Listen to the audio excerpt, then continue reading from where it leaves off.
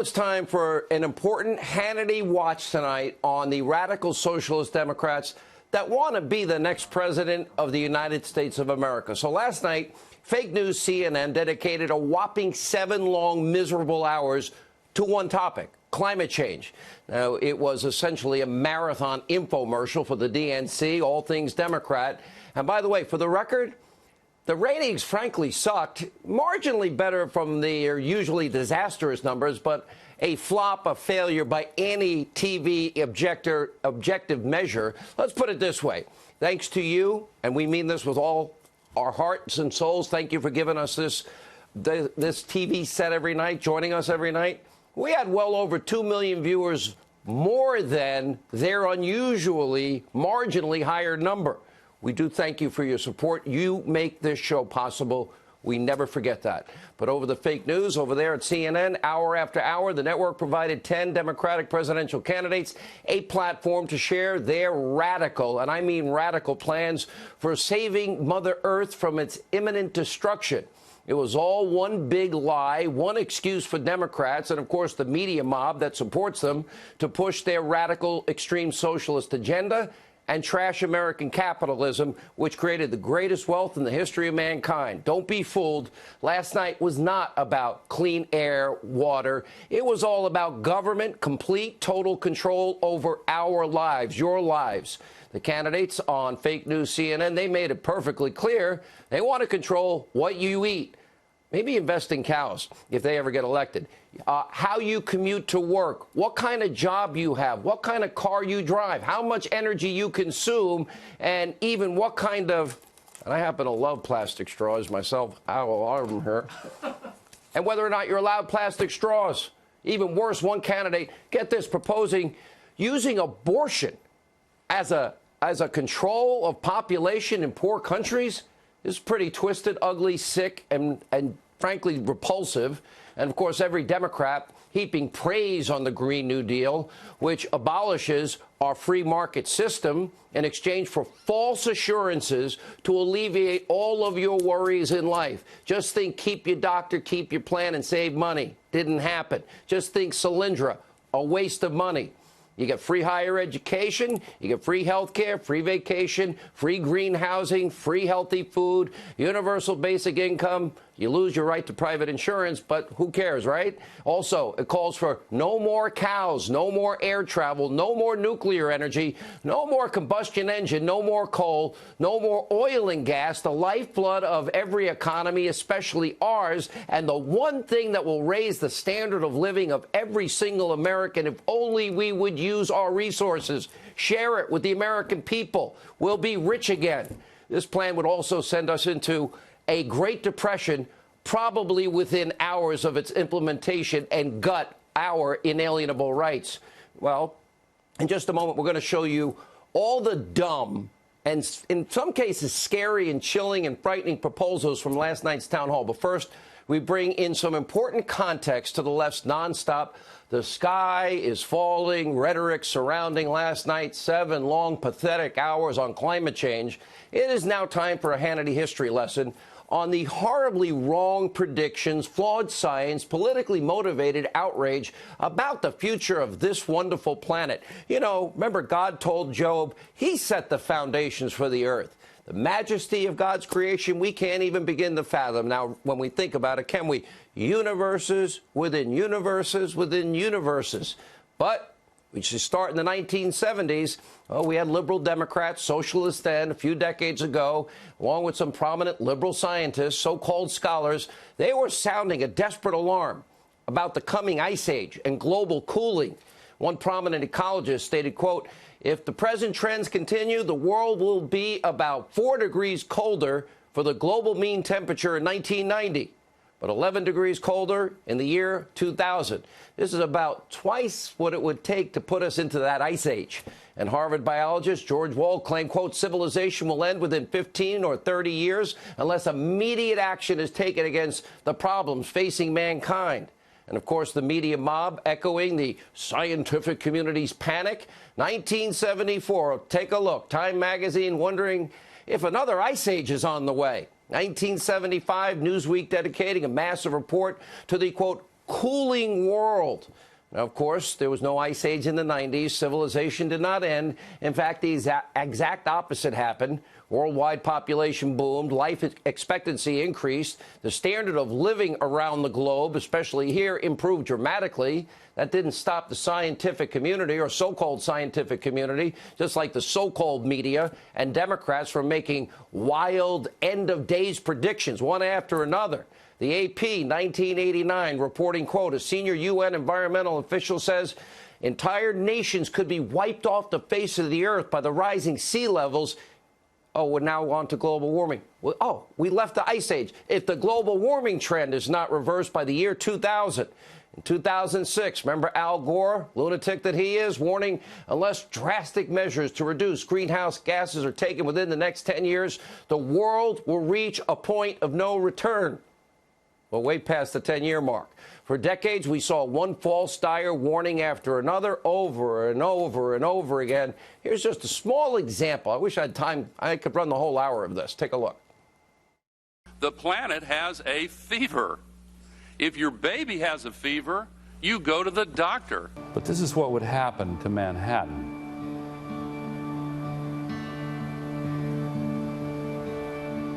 They can measure this precisely, just as the scientists could predict precisely how much water would breach the levees in New Orleans. The area where the World Trade Center Memorial is to be located would be underwater. Ice caps could melt, raising the level of the seas.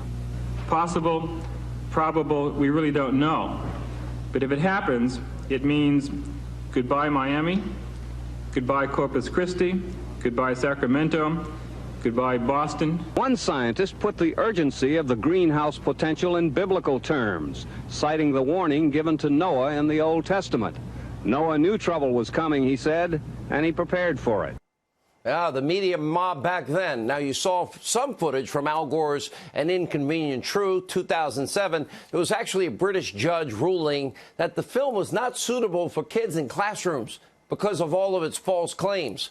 Now, one such claim involves polar bears. Al Gore implied that the animals were a doomed species. Well, today, polar bears are seeing an explosion in population. And recently, the left has blamed all extreme weather. Now, okay, there's no more cooling of the earth. There's no ice age. We're not going to burn up. So we'll just say climate change. And that'll be, if it gets hot or cold, we can say it's climate change and we're responsible. They claim the weather has become worse. It's killing Americans in increasing numbers. That, too, is a lie. Take a look at your screen. 2018, fewer Americans killed by floods, lightning, tornadoes, hurricanes, and heat than the 30-year national average. Now, don't get me wrong. I believe we should be good stewards of God's gifts. Clean air, water are important. But we're not dealing with the apocalyptic scenario they keep laying out. And on fake news CNN last night, none of these facts seem to matter. Old Blitzer, he went full-on Alexandria Ocasio-Cortez on us and even blamed Hurricane Dorian, which is hitting during hurricane season in a hurricane-prone area of the world, on climate change. Take a look. We have 11 years to avoid the catastrophic consequences of this crisis. Food shortages, rising sea levels, more extreme weather events like Hurricane Dorian that's churning toward the Carolinas right now. Well, stick to the conspiracy theories, what you're used to. That claim pretty stupid, but it only got worse from there. Now, naturally, you have sleepy, creepy, crazy, well, Joe 30330 Biden, whose eyes filled with blood, kind of rambling incoherently last night. But even worse, multiple candidates on that stage are comparing the struggles against so-called climate change to America's fight against Nazi Germany in World War II, Nazism, fascism, Tojo's Japan. Really, Mayor Pete? One of the reasons I love the framing of the Green New Deal is it uses some of the language that we might associate with the way that we met the response of Nazi Germany in World War II. Just like the Greatest Generation won World War II, and just like the Civil Rights Movement, this is our challenge. Because this is the hardest thing we will have done, certainly in my lifetime as a country. This is on par with winning World War II, perhaps even more challenging than that. Why don't you try governing South Bend, Indiana first, because you're not doing a great job there. Well, more challenging than winning World War II. My father fought 4 years in the Pacific. Millions of people died in World War II. Does Mayor Pete and the others, do they want to tell the greatest generation that driving a Prius is tougher than storming the beaches of Normandy? Does he need to relearn the horrors of the Holocaust, just like the squad members that regularly compare, well, a lot of things to Nazi concentration camps?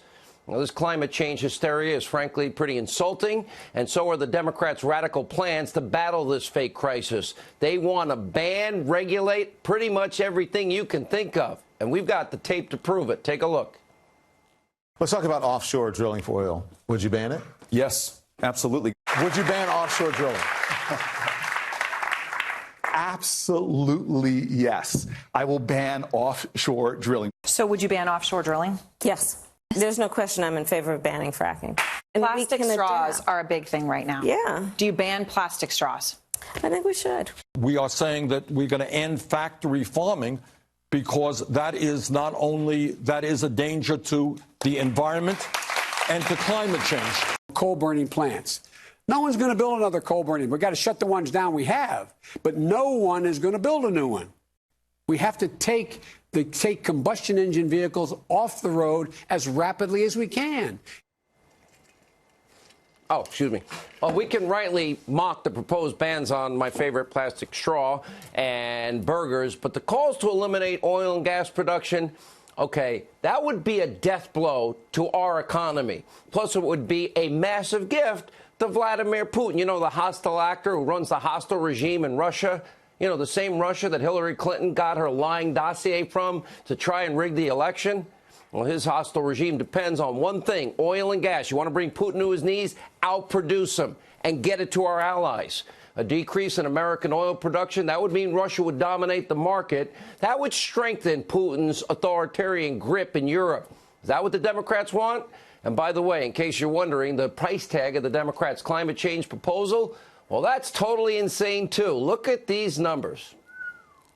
We're going to have to spend a lot of federal money in order to deal with the crisis. $250 billion immediately. Your climate change plan talks about spending $1.7 trillion. $2 trillion plan. I've got a $1 trillion plan. $2 trillion to $3 trillion range. Senator Booker, you recently unveiled a $3 trillion plan to tackle climate change. $5 trillion. $5 trillion plan. $16 trillion plan. Whoa. For context, understand the entire federal budget is around $4 trillion a year.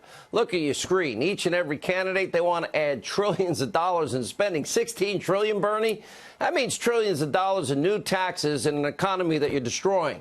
And most of the candidates, they support a variety of other new taxes, income taxes, sales taxes, carbon taxes, wealth taxes. Well, that would dramatically increase, by the way, the carbon tax, the cost of energy for every American. Because remember, corporations don't pay taxes, they pass the cost on to you. That carbon tax, that wouldn't even be enough for Bernie's plan. Add $16 trillion, trillion with a T, in new spending, just on climate programs. And Bernie Sanders also seems to echo the sick, the twisted, the vile philosophy of Planned Parenthood founder Margaret Sanger, with his sick, ugly, repulsive support for worldwide abortions to control populations in poor countries. Is this the new Democratic Party? Take a look. Educating everyone on the need to curb population growth seems a reasonable campaign to enact. Would you be courageous enough to discuss this issue and make it a key feature of a plan to address climate catastrophe? Well, Martha, the answer is yes. And the answer has everything to do with the fact that women in the United States of America, by the way, have a right to control their own bodies, especially in poor countries around the world, where women do not necessarily want to have large numbers of babies, and where they can have the opportunity through birth control to control the number of kids they have, something I very, very strongly support. Is that the new Democratic Party? Is that summed up? Pretty much sum up the night over there at Fake News CNN? I think so. Democrats' climate change, it is only a political tool. Even the chief of staff of Ocasio-Cortez recognized and stated publicly, designed to trick you, to give up your liberty and your freedom and a lot of your tax money so Democrats can enact their vision of a socialist utopia. And so people leave New York, New Jersey, Illinois, and California. They'll be leaving America if this is ever implemented. God forbid. Now, 2020 This election is the biggest choice election of our lifetimes. This is about living free or America as we know it dies. And the future of our country, the free world, is at stake. Now, before we get to our guests, let me address one glaring example of fake news media bias. Pretty much every newsroom in America screwed this up and lied to you by accusing the president of lying. Now, the president issued this tweet. Oh, look at that. That's from, I think, August 29th and 30th, proving the president what he said about the earlier models about Hurricane Dorian, that it might hit Alabama, is true. But if you watch the media mob, you would think the president was lying, as they always do. Just another absurd example of Trump derangement syndrome. Take a look.